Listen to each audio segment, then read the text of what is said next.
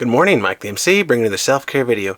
Today I'm going to talk to you about number 12 from Drew Keys' book about narcissists and the question of, do I think that my particular spouse, significant other, or my coworker or boss, someone may actually have the narcissistic disorder, and what should I do about it? And I think it's a great question to discuss as far as for your own protection, sanity, safety, of course, and your career and all these other factors that come into play with respect to that question of, should I be aware of this and how am I going to respond if that person does probably have the disorder? And I think it should be discussed further. So let's get this topic started.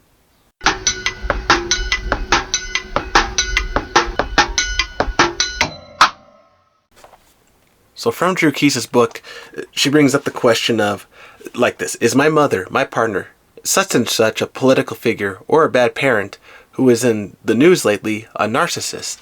And she goes on to write her viewpoint that you can try to decide for yourself by looking for traits, but in the end, only a proper in-person psychiatric evaluation could ever prove such a thing. And so she's drawing at the point where if you're going to have an official diagnosis for somebody, you have to have that official professional go and diagnose the person, right?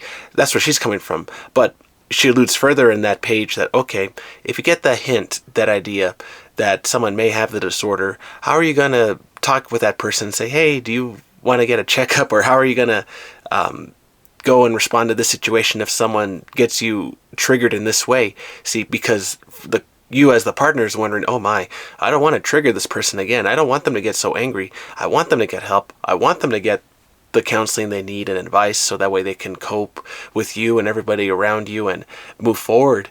That's the hope. But then you think, okay, wait a minute. If I'm going to look at this question, how am I going to respond? How am I going to protect myself, my kids, my house, sanity, my career, everything?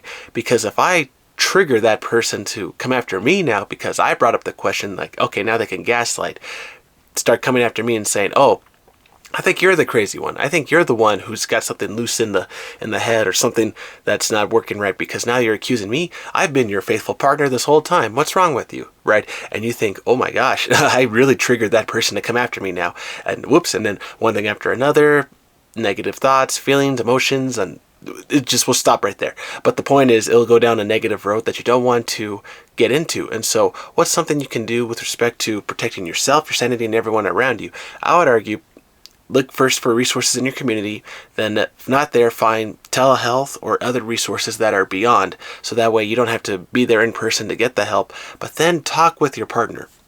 Get some clues as to figure, okay, how do they do their chores? How do they live in other parts in their life with respect to with me and other people? And you start to take note. And that's where I would argue, if you see some red flags, particularly the ones where if you don't feel like they are treating you well and your gut is telling you otherwise, yeah, this person's not doing wonderful things for me.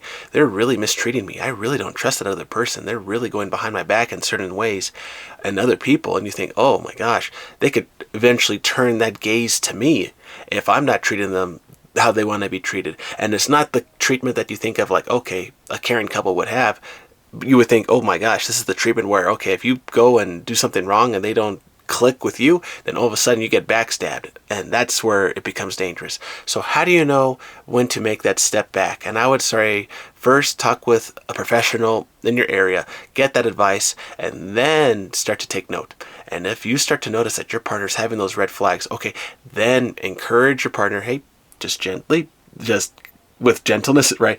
Would you want to have a talk with me about these certain things? I think we should have this conversation because I'm not feeling too well right now. Would you also like to work with me and probably talking with a counselor, because there's something, I think that's something on your mind that you would like to discuss. But then if it goes gray and bad and not so good after that anymore, then I'd say, okay, take a step back, don't bring it up again, but then talk with the counselor and then proceed further as far as, okay, how do you set boundaries, how do you cope and live with the person, etc. But the thing is, protect yourself first, talk with a professional advisor, someone in your area, and then seek outside resources if there's no one around you.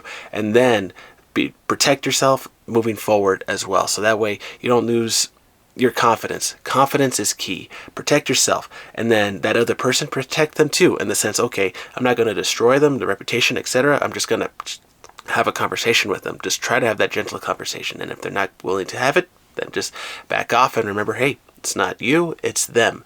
It's them that's trying to throw that negative energy at you. So don't give up. This is a very difficult question to answer as far as what should I do. But the thing is, you have the power, you have the confidence, trust in your gut, and then proceed from there. And I wish you the best. And don't forget, this channel is always there to help you in some way as well. So don't forget that as well as I'm moving forward with counseling and social work, etc. So that is for me, from Mike the MC. Hope you're doing well today. I hope you don't give up. Build your confidence, protect it. Don't let the narcissist confuse you. Just always be strong. And if you have those thoughts and feelings that your partner may have those traits, talk with somebody and then proceed from there. And I wish you the best. All right, everybody, take care. Have a good one.